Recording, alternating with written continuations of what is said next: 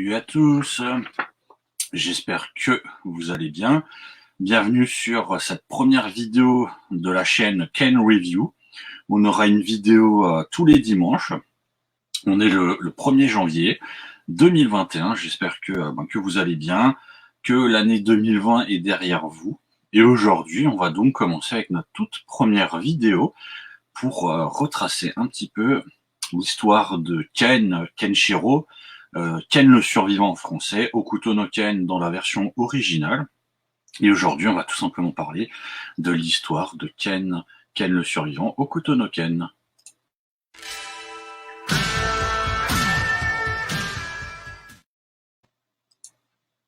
Ok, donc voilà, on parle de l'histoire avant qu'on rentre un petit peu plus dans les détails.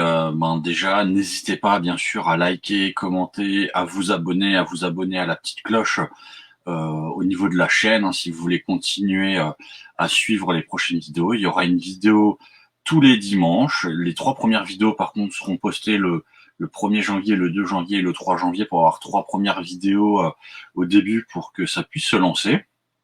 Alors avant qu'on commence à parler de l'histoire de Ken, on va faire un petit rappel.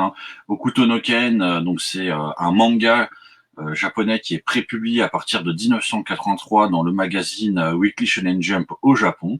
La série, elle est écrite par le mangaka Buronson et elle est dessinée par Tetsuo Hara. Alors, il y en a certains d'entre vous qui connaissent sans doute le manga via l'animé via le Club Dorothée. Il faut savoir qu'on a eu 27 volumes du manga et ensuite il y a eu 109 épisodes de l'animé. Il y a eu 43 épisodes de Hokuto no Ken 2, donc qui est la suite de Ken le survivant. Donc voilà, peut-être que certains ont eu la chance de voir ces épisodes qui se passent principalement dans le pays de Shura. Donc, l'histoire de Hokuto no Ken, Ken le survivant, qu'est-ce que c'est? Eh bien, tout simplement, voilà, je vous rappelle que le manga a commencé à être écrit en 1983. L'histoire se déroule dans les années 1990, donc on est plutôt vers le milieu ou la fin des années 1990. Donc voilà, ça se passe, on va dire, une dizaine ou une quinzaine d'années après le moment où le manga est écrit. Et tout simplement, on est dans un moment en fait où il y a eu une guerre nucléaire qui a frappé notre planète, qui a eu pour conséquence l'évaporation de la plupart des mers, des océans et la destruction d'une partie de la végétation. Donc on se retrouve en fait dans un monde qui est un monde stérile, dévasté, un monde où une partie de l'humanité aussi a disparu et où les quelques survivants qui existent encore, voilà, soit ce sont des bandits qui attaquent les villages, qui attaquent les personnes, soit ce sont justement des villageois qui essayent de reconstruire le monde. Donc on a en fait dans l'histoire de Ken tout simplement principalement deux types de population. On va avoir la population qui est la population passive, qui essaye voilà de replanter des champs, etc., qui essaye de survivre normalement, et on a la population qui est plus une population agressive. Et dans ce monde qui est Hokuto no Ken, on a, comme vous pouvez le voir à l'image, on a Ken de son vrai nom Kenshiro, Ken qui est un maître des arts martiaux puisqu'il maîtrise ce qu'on appelle le Hokuto Shinken, qui est un art martial. Il y aura une vidéo sur laquelle on développera un peu plus en détail le Hokuto et le Nanto, mais c'est un art martial qui est un art martial assez destructeur et qui va permettre à Ken tout simplement de rétablir la justice. Alors il faut savoir que Ken déjà est surnommé l'homme aux 7 cicatrices, qui lui provient des 7 cicatrices qu'il a sur le torse que vous pouvez voir à l'image.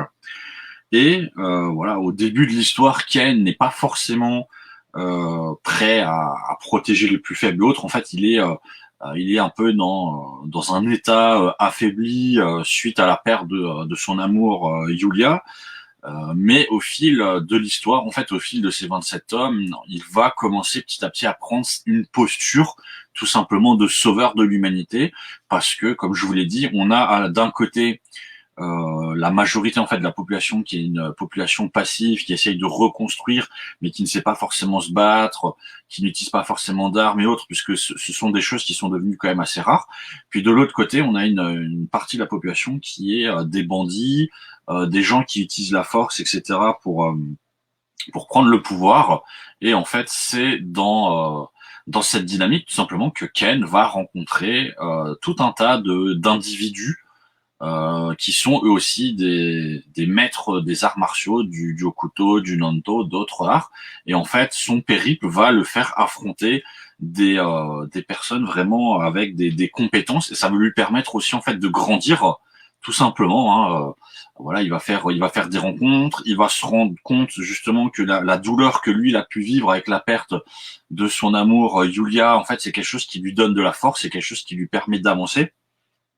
Et voilà, on est au final un peu sur une histoire un peu linéaire, puisque au fur et à mesure que l'histoire avance, Ken affronte à chaque fois des ennemis plus forts jusqu'à affronter l'ennemi le plus puissant qui s'appelle Rao, qui n'est autre que son frère adoptif, mais on aura l'occasion de revenir là-dessus dans d'autres vidéos. Voilà, donc c'est un parcours un petit peu initiatique que Ken va vivre dans tout ça. Évidemment, il y a énormément il y a du combat, il y a des gens qui explosent.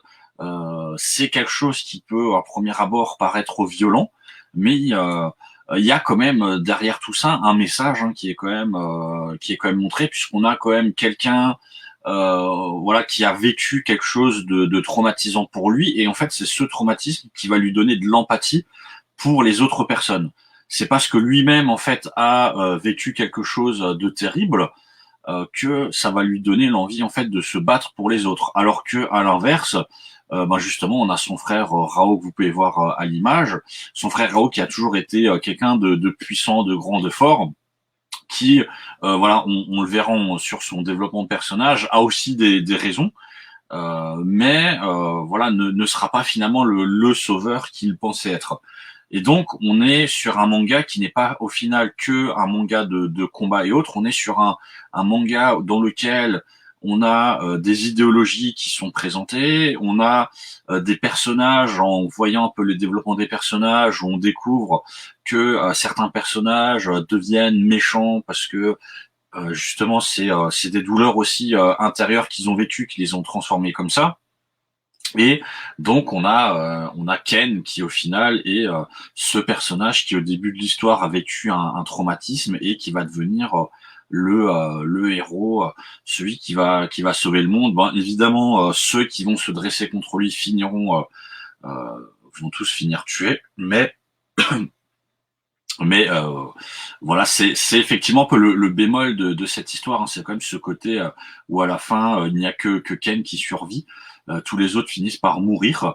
Mais bon, voilà, on est quand même sur une histoire qui mérite d'être lue, puisque comme je vous l'ai dit, il y a quand même, et ça on le verra dans les vidéos qui traiteront des sujets, il y a quand même des thèmes assez forts qui sont abordés. Il y a le côté de l'empathie, il y a le côté de l'amitié, et tout ça c'est mis sur fond en fait de combat à mort, tout simplement.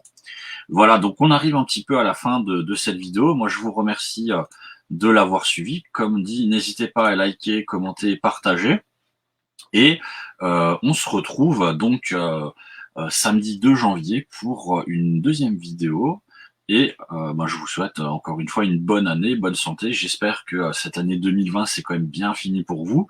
Et je vous invite à, pareil, voilà, si vous avez des commentaires, des suggestions, n'hésitez pas à donner pour améliorer la chaîne. En tout cas, on se retrouve demain.